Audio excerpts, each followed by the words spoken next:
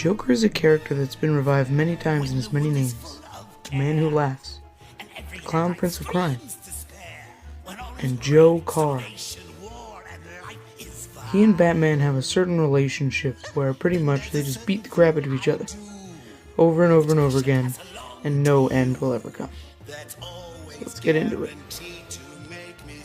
Number 10. The Joker and Harley Quinn have a relationship like no other. The Clown Prince of Crime and his princess, Dr. Harleen Quinzel. They met at the asylum where Joker was being held. Now, they do have a great relationship, but like all relationships, they have some bumps. Every now and then, Joker will get a little violent, we'll say, and basically beat the crap out of her. Then she usually comes back and gets a little bit of her own vengeance. Just like every other time, in the good case for the Joker, she comes crawling back. Number 9. Joker removing his own face is one of the craziest things he's ever done. He basically cut off his own face just to prove to Batman that he and Batman were both the same inside and out. Through different comics and some TV shows, it has shown him without a face, but it's usually clipped on by some straps. In the new TV show Gotham, it is shown Jerome, which is supposed to be Joker, with the removed face. Number 8. The Joker killing Jason Todd is one of the most recognized Batman stories, in which Joker kidnaps Robin and beats him to death with a crowbar, as the ultimate kick in the pants to Batman.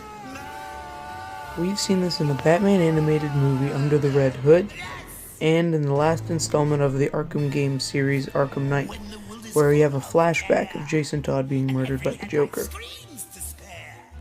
Number 7. The torturing of Jim Gordon is one of the most gruesome, terrible things the Joker has ever done to a human being. He ties up Commissioner Gordon after kidnapping him from his home, and puts him through the Tunnel of Love naked, being shocked by gremlin-looking humanoid creatures with shock staffs.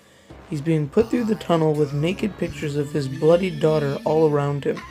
As if to make this worse, while he's driving along this roller coaster, Joker is singing at the top of his lungs a song of his own creation about going insane and how you can just let go of all sanity and to become just like the Joker, to prove to Batman that anyone could become just like him with one bad day. Number 6. The Dark Knight Returns is both a graphic novel and a set of movies. There's a part 1 and a part 2. In both part 1 and part 2, it shows Batman being old and retired, and the Joker being in a slight coma. And then, when Joker gets the word of Batman returning, he wakes up out of the coma and starts his work. Joker sets in movement a chain of events that will destroy Batman's reputation. He will end up beating up policemen and being put on the news as an enemy. And then a new commissioner will be introduced, and she starts the hunt for Batman, when Two-Face is released and tries to blow up Gotham. This movie also shows a clip of kind of a Batman vs. Superman-like thing, which was much better than the movie. Number 5. Now on to Christopher Nolan's The Dark Knight. In The Dark Knight, the Joker, played by Heath Ledger, spreads chaos throughout Gotham City. Throughout this chaos, he is slowly plotting when he would kidnap Rachel Dawes and Harvey Dent and tie them both to oil drums. After this, he tricks Batman into going after Harvey, who is still burnt to half of his face. I took Gotham's White Knight, and I brought him down to our level. It wasn't hard.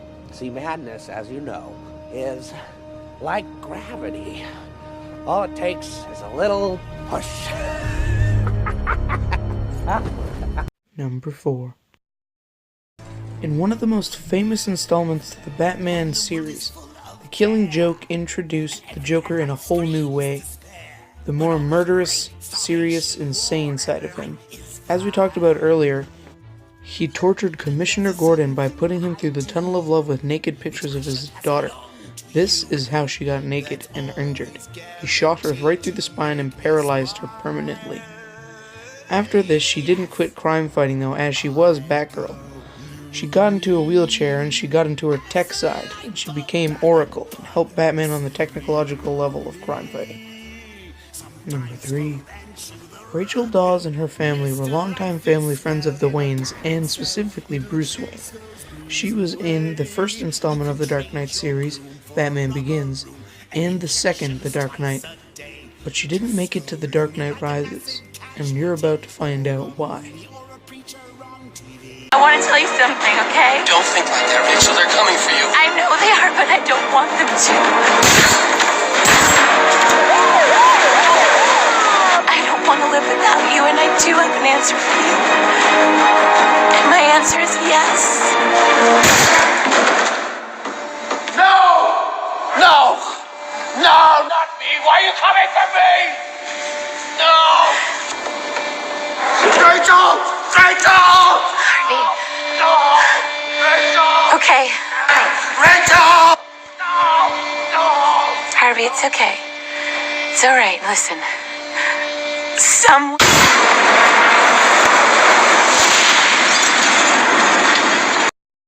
The Joker killed Batman's best friend, and that is over the line. Number 2.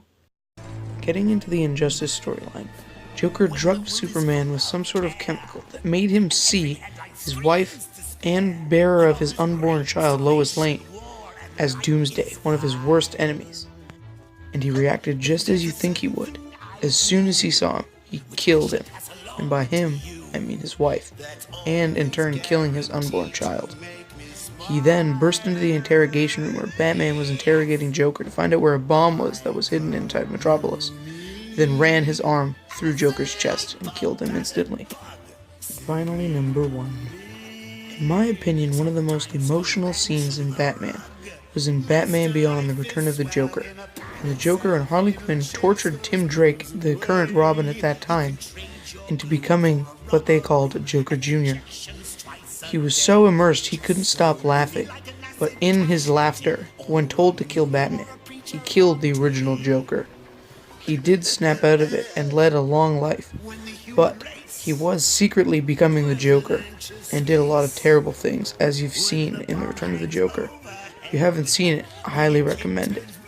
But it was strongly traumatizing for Tim Drake, and he never did quite recover, having PTSD and having to see a lot of therapists. This was both traumatizing for Tim Drake and for Batman. That is why this takes the number 1 spot.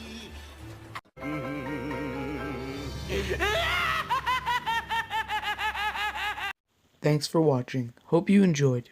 Leave a like, comment a video suggestion, and subscribe. See, madness, as you know, is like gravity. All it takes is a little push.